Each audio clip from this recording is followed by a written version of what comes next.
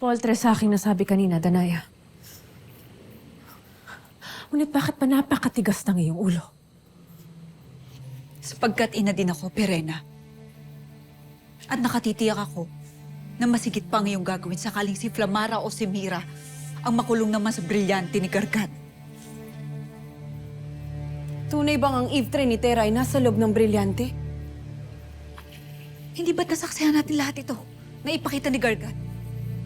Mahusay man lang si Gargan.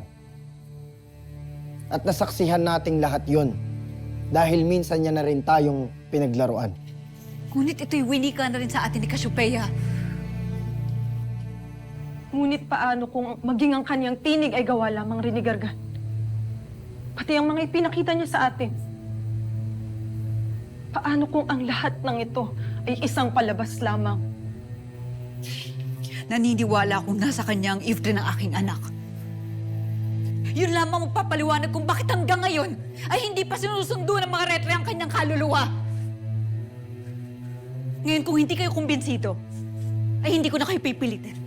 Hahanapin ko si Gargan saan man sulok ng mundong ito. Danaya, batid mo na malaki ang paghanga ko sa'yo. Sa talas ng pag-iisip at sa pakikipaglaban. Ngunit ngayon nakikiusap ako. Huwag kang magpadalos-dalos. At huwag kang susugod doon na mag-isa. Kung gayon ay muli kang magtiwala sa akin, amihan, hindi ako magpapadalos-dalos. Sapagkat meron akong binabalak upang malaman at mapatunayan na nasa itim na brilyante nga ang aking anak.